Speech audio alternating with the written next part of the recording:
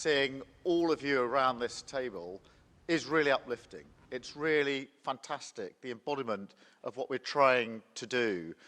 Just to see the sheer number, the quality, the talent, the experience around this table is really incredible and brings to life, I think, everything that we've put down in writing when we come to agreement. So thank you all for being here, for being part of this forum, and for making this two-day trip such a historic visit.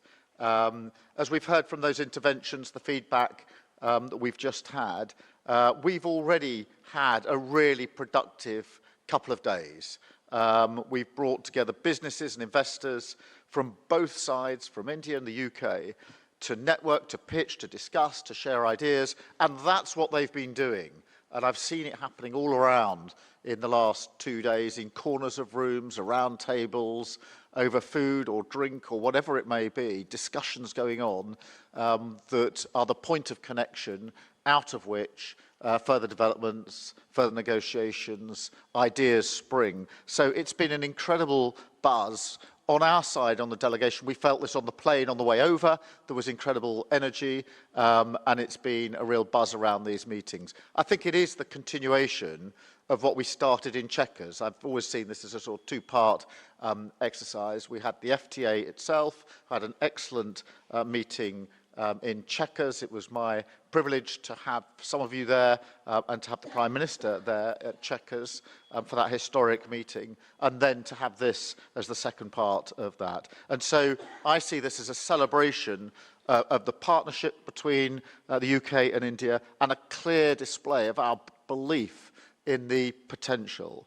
And I think I have to reference the diversity of the delegations, particularly on my side, because we've got diversity within the pure business side. We've got huge, really important businesses and investors amongst the key businesses, investors when it comes to our relationship with India, and iconic businesses. We've got medium-sized businesses, smaller businesses, but we've also got huge talent and experience across in finance, in sport, in tech, in manufacturing. And whilst we've been here, we've been able to do deals on films. Yesterday I saw the Premier League doing their coaching training that's going to go out across the whole of India. I think all of this shows that this is not a narrow enterprise around just one or two sectors. It's a much broader ambition than that. So what an incredible foundation we have to build on. And of course, we build on a solid foundation because billions already flows in trade and investment between our two countries, supporting thousands of jobs in both of our countries. And the trade deal, in a sense, is the chance to take that to the next stage. And the trade deal, as I've said a number of times over the last 2 days, is, of course, the writing, what's written down, what that will mean for reducing barriers to trade, whether it's tariff or other barriers. But it's more than that, because it's about mood, it's about confidence, it's about a statement of intent that goes beyond the pure words on the page. And I think we can really see that. When I see the excitement and the discussions going on and remind myself we haven't yet implemented the FTA, I think that is evidence that the formality is important, will make a big difference, but more than that is the coming together of two great democracies. So, you know, in the 3 months since we actually signed that back in Chequers, we've seen a £6 billion boost in trade and investment. That's on top of the increased numbers over the last year already, and the great ambition we have to go further, which I believe we can do as we go on down this road. It includes Rolls-Royce, of course, agreeing huge new contracts with major Indian airlines. Today we're announcing new investments from Revolut and Tide, and exactly these sort of connections we're trying to build. And in the past, certainly on the UK side, I feel strongly that governments have negotiated trade deals and then basically left them on the table and walked away and said, well, it's now over to you. I think we've got to do things differently, and governments have to provide more follow-through, support, and make sure that the connections are in the right place. Is there anything a government can do to get on the pitch and help with the work that follows from that? And so instead of sort of I don't know, building a stadium and then saying to the players, well, over to you, get on with it. We want to be on the pitch with you as well, or at least on the side, like a sort of well-engaged manager or coach.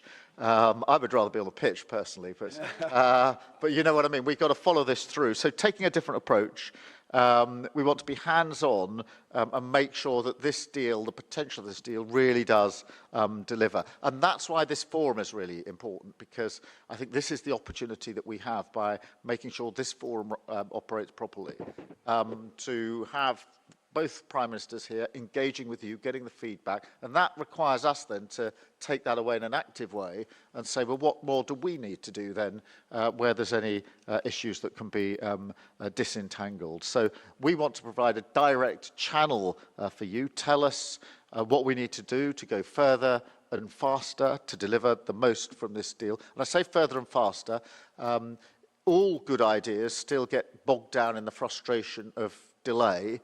And we have to unpick that delay. The world moves much more quickly now than it did in the past, and governments need to keep up with that pace.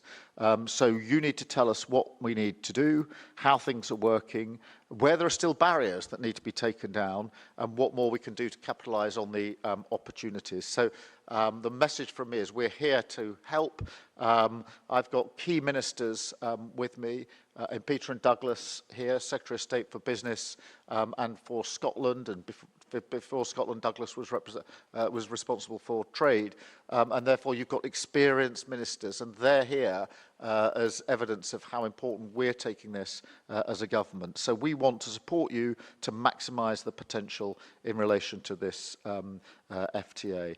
But once again, let me say thank you for being here. Today is just the start, if you like. Now the task is to follow through together, and we're committed to doing that because we know the enormous benefits that are there for your businesses, for our countries, and for working people across both of our nations. So thank you all very much. It is now my pleasure to hand over to Prime Minister Modi with our sincere thanks for the very warm welcome that's been extended to me, to the entire delegation, and through me and the delegation to the entire country.